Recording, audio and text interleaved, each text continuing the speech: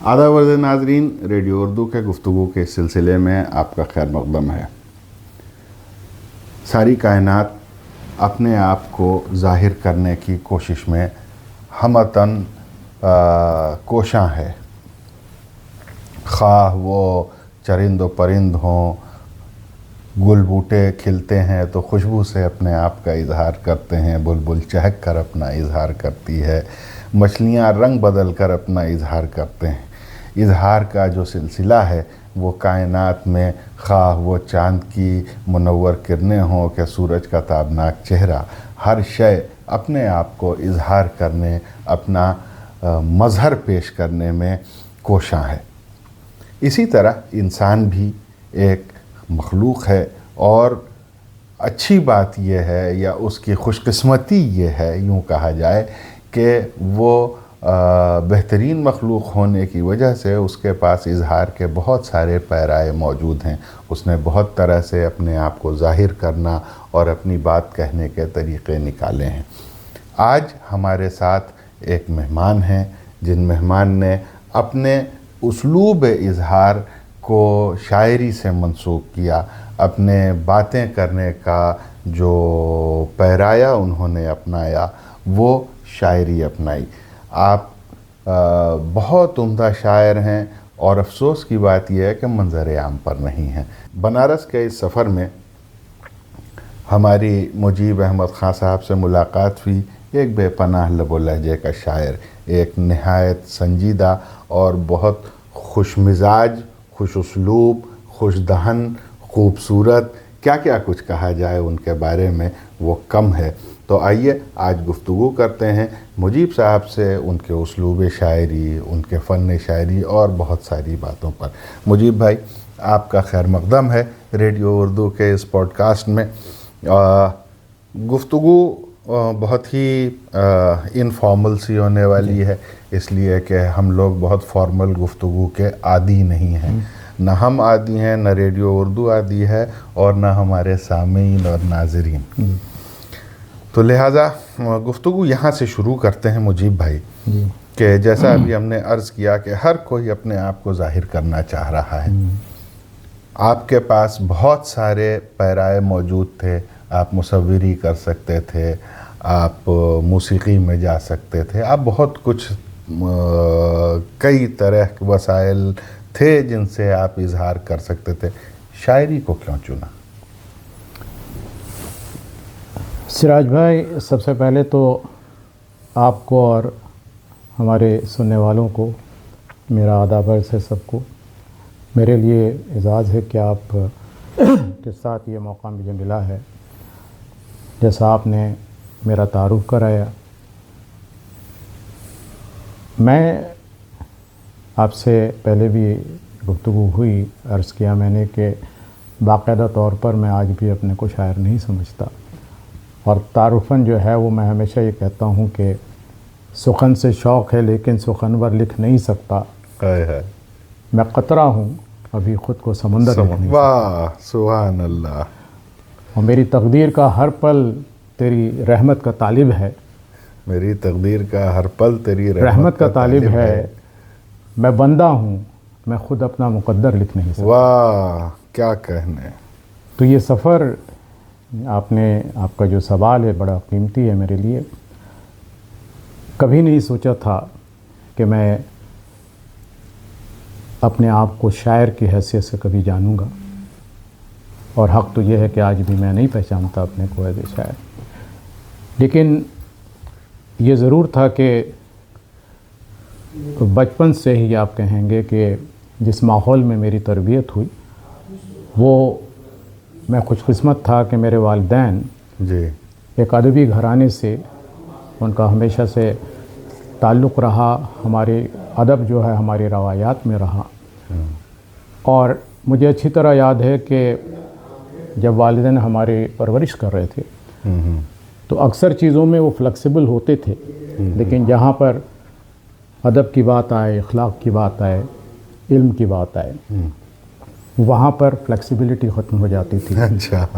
ताकि ये रवायत जो है वो बरक़रार रहे। और खुशकिस्मती ये भी थी कि मेरी वालदा जो हैं वो बड़ी अच्छी نثر نگار تھیں اچھا اور تصویر کشی میں بڑی ماہر تھیں وہ، اچھا۔ یعنی کوئی کسی بھی طرح کی سچویشن کو اس طرح سے وہ اتارتی تھیں کاغذ کے اوپر، کیا بات کیا ہے، لگتا تھا کہ جیسے ہم خود موجود ہیں وہاں پر۔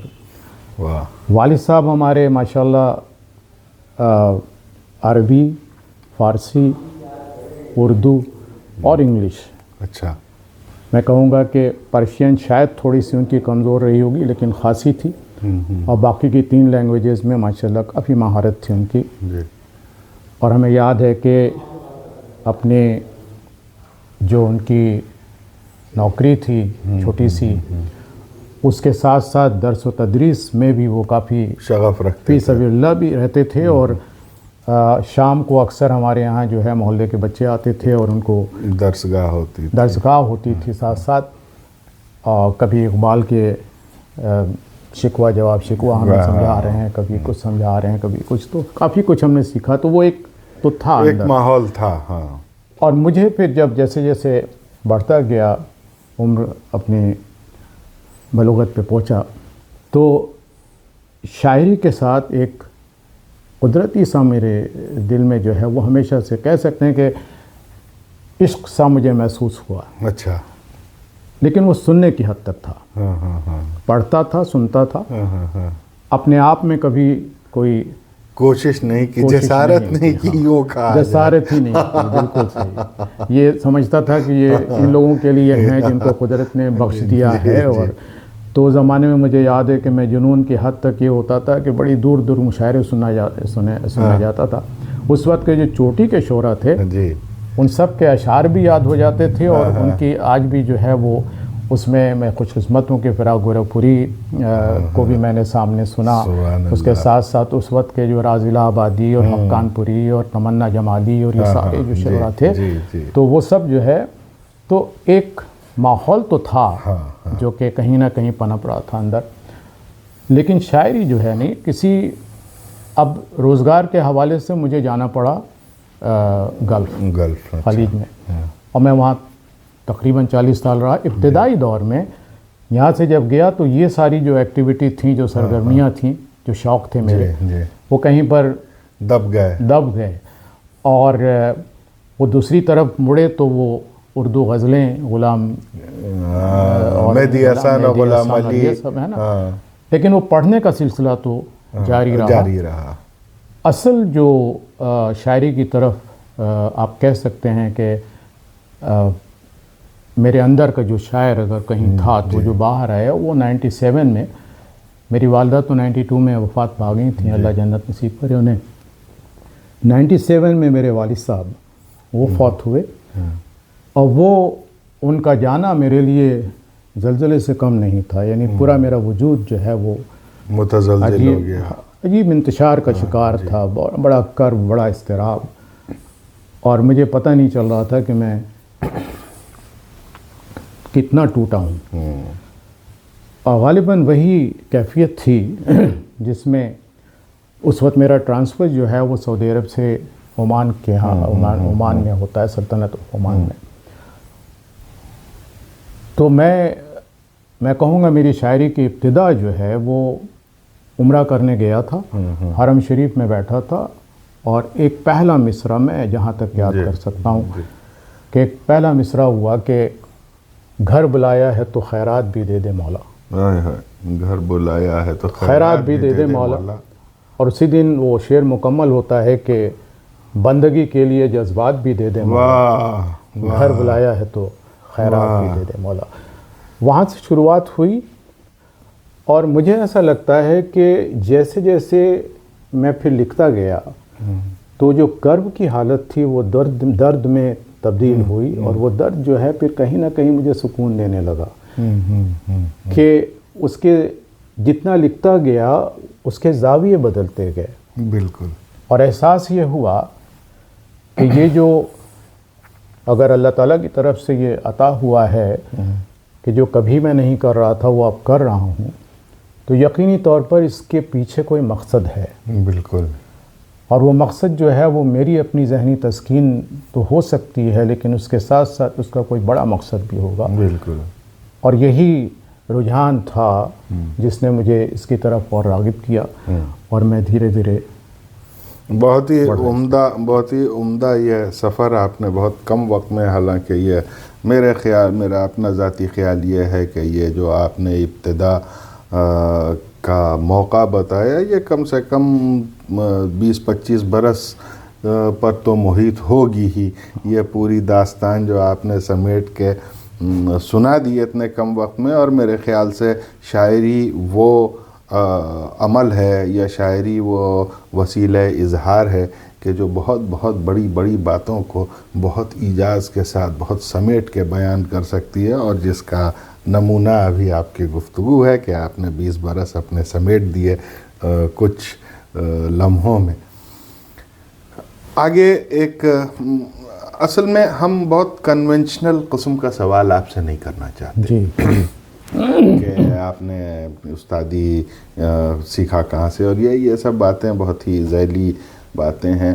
ہم وہ گفتگو کرنا آپ سے چاہتے ہیں کہ جو شاعری کا سبب ہو اور فنکار کن جہتوں میں رہتا ہے اور کن جہتوں میں وہ فن تخلیق کرتا ہے. تو اس موضوع کے اوپر ہم بہت کم ہم نے دیکھا ہے کہ گفتگو ہوتی ہے کہ فنکار کس کتھارسس سے گزرتا ہے، یا فنکار کی اپنا فن تخلیق کرتے وقت اس کے نگاہ میں کیا کچھ ہوتا ہے. کوئی بھی فن پارہ جب وجود میں آتا ہے تو 2 سطحوں پر وہ عمل پیرا ہوتا ہے. ایک اس کی فکر، یعنی اس فن پارے کے پیچھے اس کی تخلیق میں فکر کیا ہے، ایک وہ سبب ہوتا ہے. دوسرا، جیسا آپ نے بہت خوب بیان کیا کہ ایک جذبہ تھا، ایک کرب تھا کہ جو ظاہر ہونا چاہتا تھا. اسی میں سرشاری بھی کبھی ہوگی، کبھی کرب ہوگا، کبھی دکھ ہوگا، کبھی شکوہ ہوگا، کبھی شکایت ہوگی، یعنی بہت طرح کے جذبے بھی ہوتے ہیں. ہم آپ سے یہ پوچھنا چاہتے ہیں کہ جس وقت آپ شعر کہہ رہے ہوتے ہیں تو آپ کا مطمع نظر کیا ہوتا ہے، کہ آپ فکر کی طرف جانا چاہتے ہیں یا جذبے کی طرف؟ بڑا خوبصورت سوال ہے. میں اگر اپنی پوری شاعری کو جو کچھ بھی کہا ہے اگر اس کو سمیٹوں تو 3 زاویے میرے ذہن میں ابھرتے ہیں. ایک جو سب سے پہلا ہے وہ اپنے رب سے تعلق، بالکل، جو میں سمجھتا ہوں کہ اگر یہ نہیں ہے تو شاعری کے کوئی معنی نہیں ہے. بالکل. دوسرا زاویہ جو میری اپنی سوچ سے، اپنی فکر سے ابھرتا ہے وہ خود احتسابی ہے. اچھا. اپنا سبحان اللہ. موازنہ کرنا، اپنے اندر کیا بدلنا ہے اس کو سوچنا اور اس کے اوپر پھر عمل پیرا ہونا. اور تیسرا انسانوں کی طرف کہ جو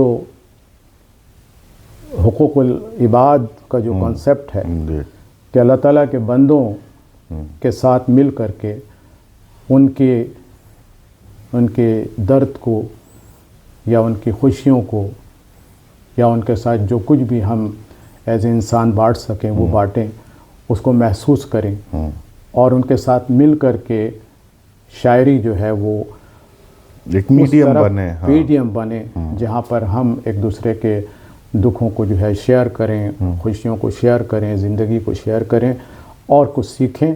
اور ایونچولی جتنا زیادہ یہ تینوں زاویے ملیں تو وہ پھر ایک ڈائریکشن میں جو کہ اللہ رب حقیقی سے ہم کو جوڑتا ہے. بالکل. تو یہ میری فکر کا میں سمجھتا ہوں کہ ایک فطری سا رہا زاویہ کہ مڑتا ادھر ہی ہے یہ تینوں. اچھا، اس بیچ میں ایک چیز جو ہے وہ اور جڑی، جہاں پر بات ہو رہی تھی کہ جب اللہ اور رسول کی بات ہوتی ہے تو اس کے بعد ایک جو سب سے زیادہ امپورٹنٹ مجھے جو لگا وہ والدین کی عظمت. بالکل.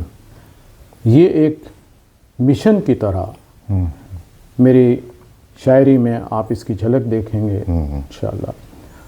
اور وہ یوں کہ بہت ارلی ایج میں والدین سے مجھے جدا رہنا پڑا. ارلی ایج میں چلا گیا تھا تو والدہ میری 10 سال رہیں، اس کے بعد چلی گئیں.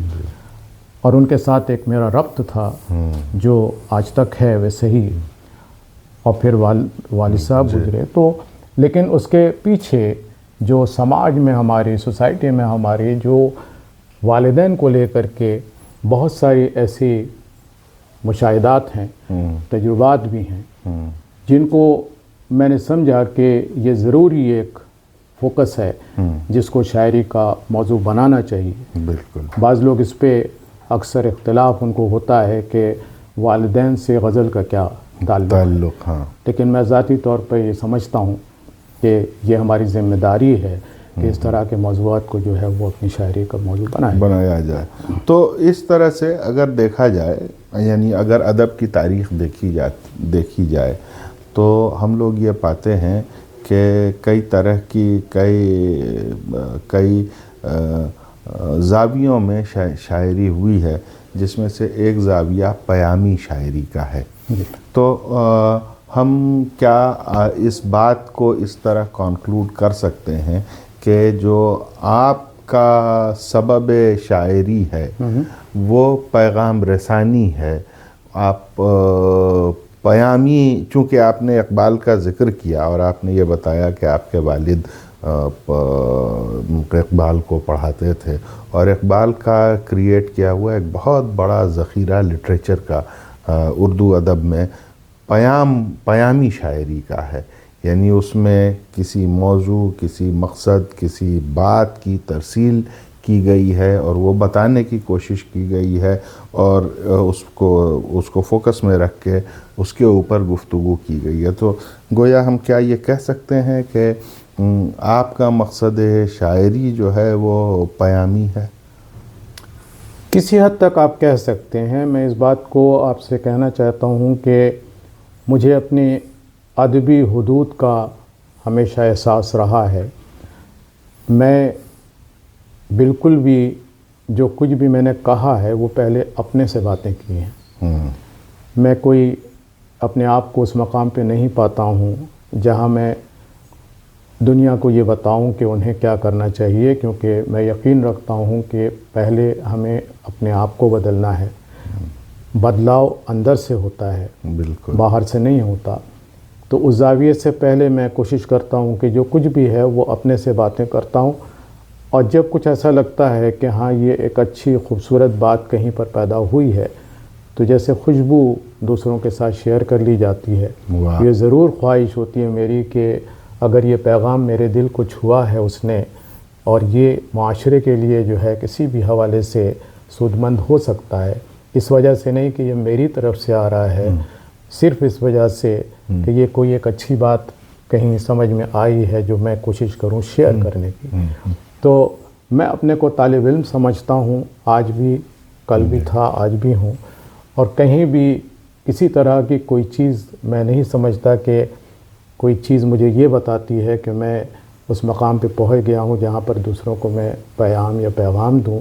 تو یہ میری صرف یہ ہے کہ ساتھ میں مل کر کے جو کچھ بھی ہم ایک دوسرے کے ساتھ شیئر کر سکیں وہ شیئر. تو گویا مطلب پھر ہم اپنا اسٹیٹمنٹ بدل دیتے، ہم اپنا اسٹیٹمنٹ یوں بدل دیتے ہیں کہ پھر ہم یوں کہیں کہ یہ ایک خود کلامی ہے.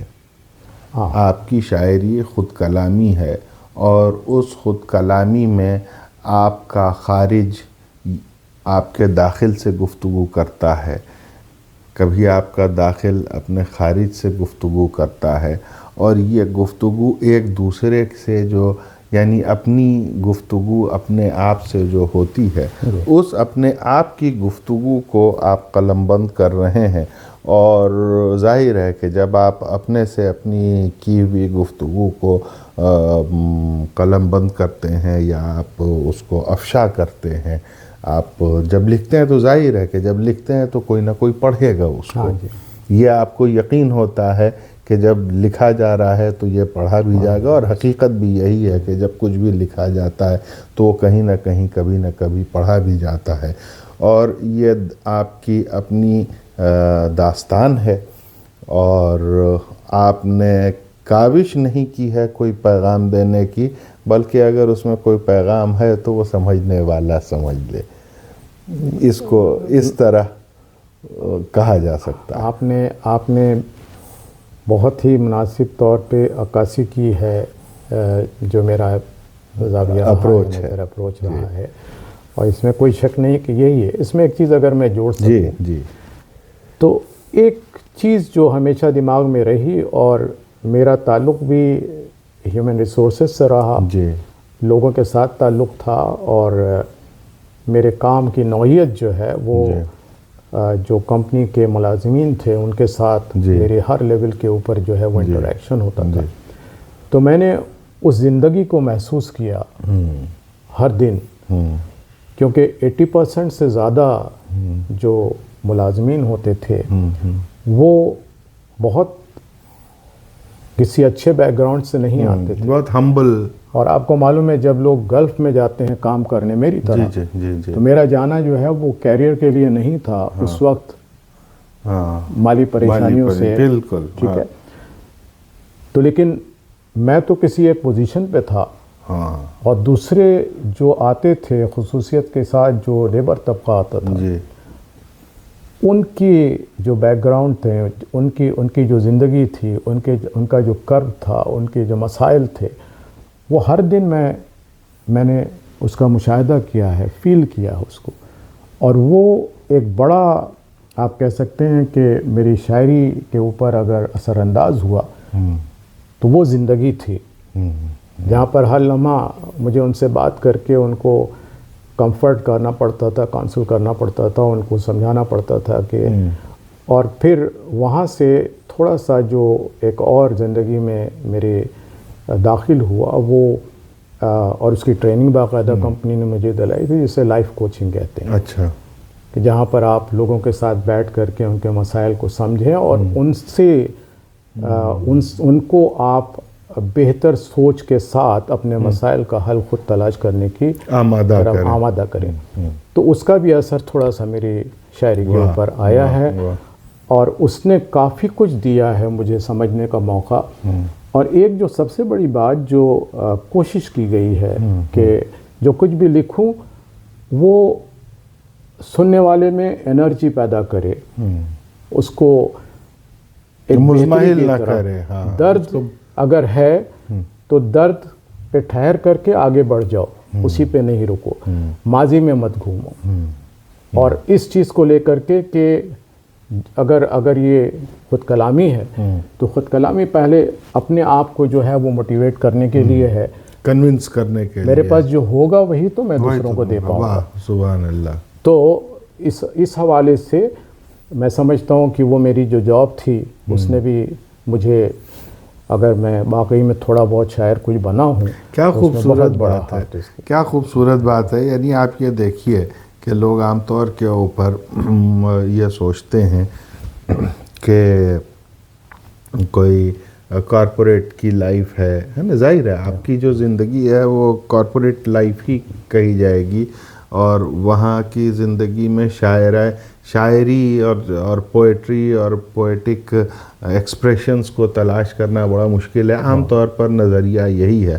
لیکن اگر یہ کہا جائے کہ آپ کی شاعری کا ایک بڑا حصہ جو ہے وہ آپ کی کارپوریٹ لائف سے آتا ہے، تو یہ ایک بہت اچھی بات اور بہت عمدہ بات.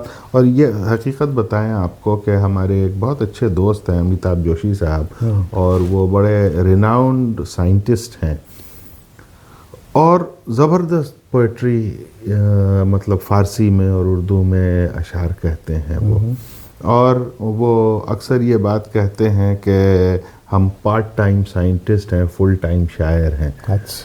تو وہ بھی یہ بات کہتے ہیں کہ جب ہم موضوعات دیکھتے ہیں، موضوع تلاش کرتے ہیں یا کسی موضوع پہ مائل ہوتے ہیں، تو جب ہم لیبارٹری میں سے نکل رہے ہوتے ہیں تو وہ مضامین کے جو لیبارٹری میں ہم ایگزامن کر رہے تھے وہ اشعار بن کے اور وہ تصورات اور وہ استعارے بن کے میرے ذہن میں آنا شروع ہو جاتے ہیں اور جس سے ایک غزل پیدا ہوتی ہے.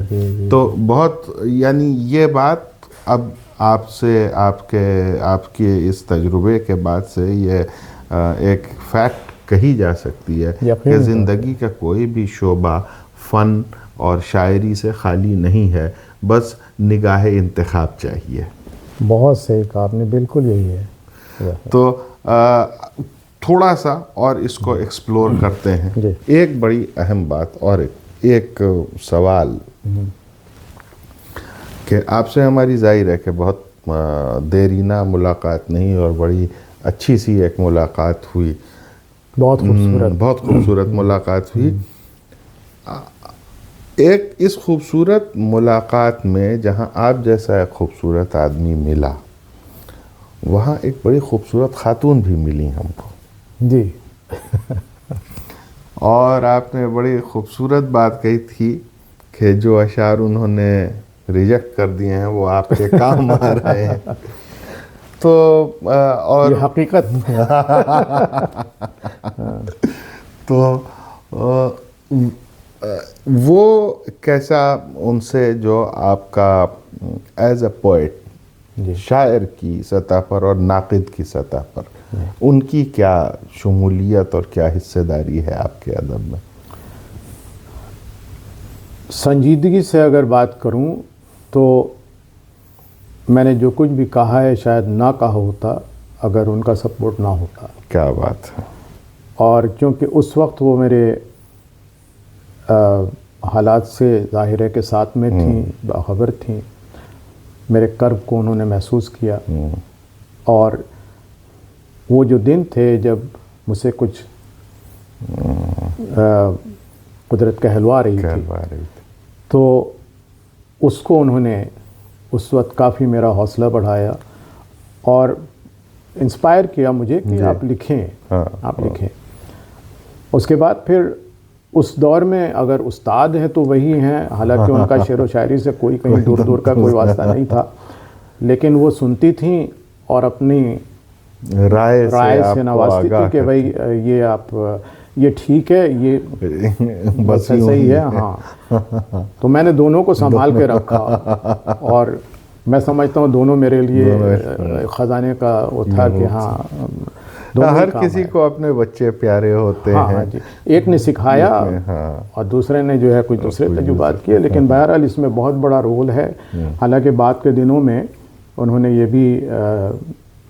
بھی بڑے یعنی کہہ سکتے ہیں کہ زور دے کر کے یہ بات مجھ تک پہنچائی کہ تم شاعر ہی نہ بن جانا خالی اور بھی غم محبت کیسے تو وہ ظاہر یعنی یہ کہ وہ اس پتنگ باز کی طرح رہیں کہ جس نے اتنا ہی تاغا چھوڑا جتنی ضرورت تھی اور پھر تان بھی لیا ساتھ میں کہ جو آپ کی شاعری اور آپ کی زندگی دونوں کو بیلنس کیے رہی. بالکل وہی بات ہے. تو مجھے اپنا ایک شعر یاد آیا اگر آپ اجازت دیں کہ غزل تھی میرے کی خیال و فکر میں ایک موسم خراب کے بعد. واہ. خیال و فکر میں ایک موسم خراب کے بعد غزل ہوئی ہے بڑے کرب و اضطراب کے بعد. کیا بات ہے. واہ واہ واہ واہ واہ واہ واہ واہ واہ. اسی کا ایک شعر اگلا تھا کہ اے میٹھی نیند مجھے غفلتوں کی راہ نہ دکھا. واہ. اے میٹھی نیند مجھے غفلتوں کی راہ نہ دکھا، حقیقتوں سے بھی ملنا ہے مجھ کو خواب کے بعد. واہ واہ. حقیقتوں سے بھی ملنا ہے مجھ کو خواب کے بعد. تو ایک بیلنسنگ کرنے کی کوشش کی گئی اور میں سمجھتا ہوں کہ دونوں ایک دوسرے کے کمپلیمنٹ بنے. واہ. کہ ہماری جو دوسری دنیاوی مشغولیات ہیں، ضروریات جو ہیں، اس کے ساتھ ساتھ شاعری نے ہمیشہ اس کو کمپلیمنٹ کیا اور بہتر ڈھنگ سے آگے بڑھنے کے لیے یہ کیا.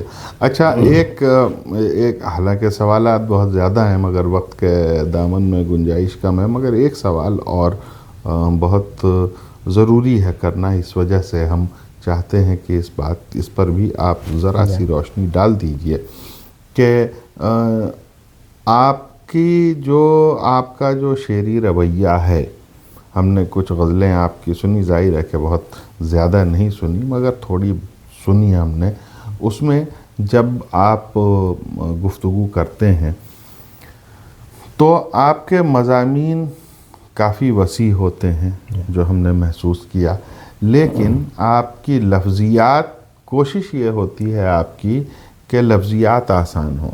تو کیا یہ کوئی ارادی عمل ہوتا ہے یا غیر ارادی طور پر ایسا ہی کچھ ہوتا ہے؟ میں کہوں گا یہ دونوں ہے اس میں، اور اس کی وجہ ہے جی کہ بات جو کہی گئی ہے میرے علاوہ جب میری کوالٹی پہ وہ کہیں پر جو ہے وہ پاس ہو جائے کہ یہ بات اس میں کوئی وزن ہے اور یہ وزن جو ہے یہ دوسروں کے لیے بھی فائدہ پہنچانے والا ہے، تو اب آپ یہ کوشش کرتے ہیں کہ آپ کی بات دوسروں تک پہنچ جائے اور پہنچے بھی، سمجھی بھی جائے. تو پھر ایک سوال کبھی آپ نے کیا تھا کہ یہ آپ چاہتے ہیں کہ آپ کے سننے والے دل سے سنیں یا دماغ سے سنیں. میں یہ سمجھتا ہوں کہ سب سے پہلے تو میں چاہوں گا کہ وہ اس کو دماغ سے سنیں. میں چاہوں گا کہ وہ پہلے دل سے سنیں اور اس کے بعد جب وہ اچھی طرح سے اس کو سن لیں تو پھر وہ وقت لیں دماغ سے اس کے سوچنے کے لیے. کیا بات ہے! کیونکہ جب تک آپ کسی چیز کی گہرائی میں پہنچیں پہلے اور اس کے بعد جب آپ اپنے آپ کو وقت دیں گے تو شاعری جو ہے صرف جذبات تو نہیں ہے، بالکل نہیں ہے. اس کے بعد آپ کو مفاہیم اس کے ہوتے ہیں، مفاہیم ہوتے ہیں جس کے لیے آپ کو پھر دماغ کا استعمال کرنا پڑتا ہے. تو یہ نہیں ہے کہ دماغ کے لیے لکھا یا دل کے لیے لکھا، دل سے دماغ تک پہنچے. کیا بات ہے! اور اس کے بیس پہ پھر انسان جو ہے وہ اپنے راستے تلاش کرے، اگر کسی بھی حوالے سے وہ کام آ جائے. تو یہ اپروچ رہا میرا، اور کہاں تک کس حد تک کامیاب ہوں میں نہیں کہہ سکتا ہوں، کیونکہ کئی دفعہ جیسے میں نے کہا کہ ایک شعر ہے میرا کہ یہ جو ابھی آپ کو میں نے سنائی تھی کہ میں قطرہ ہوں ابھی خود کو سمندر نہیں کہہ نہیں سکتا، تو اس کا ہی ایک شعر تھا کہ ذہن سے میرے اس وقت نکلتا ہے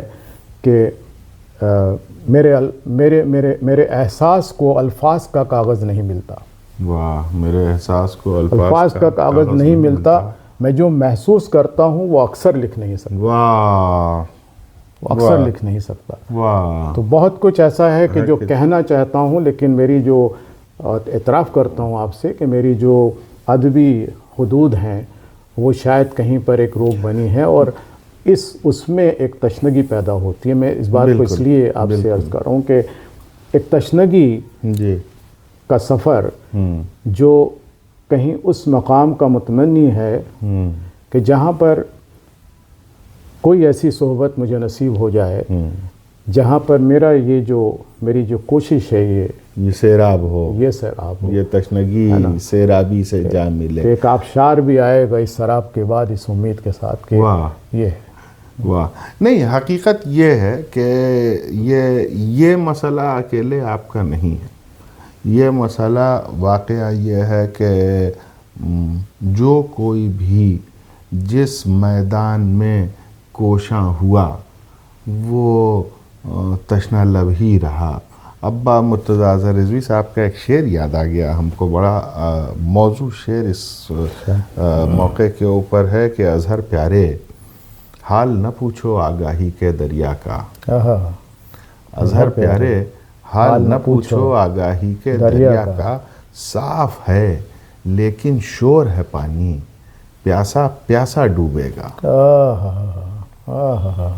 تو یہ تشنگی تو بہرحال قائم رہے گی، اور یہ تشنگی ہی وہ سرمایہ ہے اصل میں انسانیت کا، فنکار کا. یہی تشنگی سرمایہ ہے کہ جو اس کو تلاش میں صحراؤں میں بھٹکاتی اور وہ بھٹکتا رہ جاتا ہے.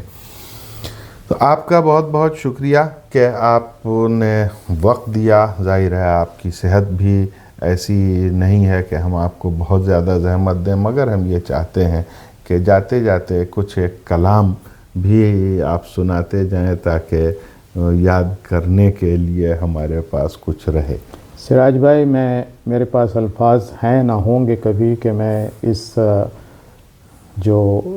یہ تجربہ جو مجھے ہو رہا ہے اور یہ جو خوشیاں آپ نے مجھے دی ہیں، اس حوالے سے نہیں کہ میں کہیں پر کسی بھی حوالے سے جانا جاؤں، صرف اس حوالے سے کہ کچھ باتیں جو میں نے اپنے سے کی ہیں، میں چاہتا ہوں کہ کوئی پلیٹ فارم ملے جہاں پر وہ باتیں سنی جائیں. اور اگر آپ اجازت دیں گے بالکل. تو میں نے تذکرہ کیا تھا والدین کی ایک ذمہ داری ہے جو میں چاہتا ہوں کہ مختلف پیرائے سے لوگوں تک پہنچے. تو میں ایک کچھ عرض کر دیتا ہوں، دیکھ کے پڑھنا پڑے گا، ذہن سے میرے جو ہے وہ چیزیں نکل جاتی ہیں.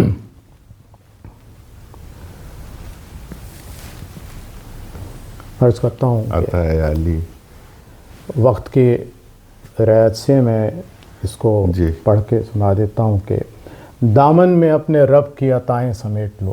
واہ. دامن میں اپنے رب کی عطائیں، دامن میں اپنے رب کی عطائیں سمیٹ لو، جب تک ہیں والدین دعائیں سمیٹ لو. واہ. جب تک ہیں والدین دعائیں سمیٹ لو، اور ترسو گے تم کبھی بہت ان کے وجود کو. واہ. ترسو گے تم کبھی بہت ان کے وجود کو، ہے نور سامنے تو شعائیں سمیٹ لو. واہ واہ. ہے نور سامنے تو شعائیں سمیٹ لو، پھر یہ بہار لوٹ کے واپس نہ آئے گی. ہائے ہائے ہائے. پھر یہ بہار لوٹ کے واپس نہ آئے گی. ساون گزر نہ جائے گھٹائیں. واہ. ساون گزر نہ جائے. واہ واہ واہ واہ. ساون گزر نہ جائے گھٹائیں سمیٹ لو، اور ہر لفظ ان کا پیار ہے، ہر بات خیر ہے. واہ. ہر لفظ ان کا پیار ہے، ہر بات خیر ہے. خاموشیوں سے پہلے صدائیں سمیٹ. واہ واہ واہ واہ. خاموشیوں سے پہلے صدائیں سمیٹ لو، اور ان کی خوشی میں دین بھی دنیا بھی ہے نہا. واہ. ان کی خوشی میں دین بھی دنیا بھی ہے نہا. پلکوں پہ ان کے اشک جو آئے سمیٹ. واہ واہ واہ. پلکوں پہ ان کے اشک جو آئے سمیٹ لو. اور تڑپا بہت ہے، تڑپا بہت ہوں ان کی جدائی میں، تڑپا بہت ہے ان کی جدائی میں یہ مجیب. یہ پل تمہیں بھی چھوڑ نہ جائے سمیٹ لو. واہ واہ. سبحان اللہ. کیا کہنے. واہ واہ واہ واہ. آپ کا بہت بہت شکریہ کہ آپ نے وقت دیا، اور اللہ آپ کو صحت دے. سب سے ضروری دعا آپ کے لیے یہ ہے کہ اللہ آپ کو صحت دے، اور آپ کی نگارشات کب منظر عام پر آ رہی ہیں ہم متمنی ہیں، اور ہم دعا کرتے ہیں کہ جلد از جلد مجموعہ آپ کا میرے خیال سے طباعت کے مرحلے میں ہے، قریب ہے، اور شاید وہ آ جاتا، لیکن اب میں سمجھتا ہوں کہ اس کو اس پل سے اور برج سے گزر کر کے اب آنا ہوگا. تو انشاءاللہ ہم بالکل دعا کرتے ہیں کہ وہ جلدی سے جلدی آئے. اور اپنے ناظرین سے گزارش ہے کہ وہ ہمیں بتائیں کہ ان کو یہ گفتگو کیسی لگی. آپ کمنٹ بھی کر سکتے ہیں، لائک شیئر سبسکرائب بھی کر سکتے ہیں، اور ہاں اگر آپ ہمارا مزید ساتھ دینا چاہتے ہیں تو ہم کو جوائن بھی کر سکتے ہیں. بہت بہت شکریہ. آداب.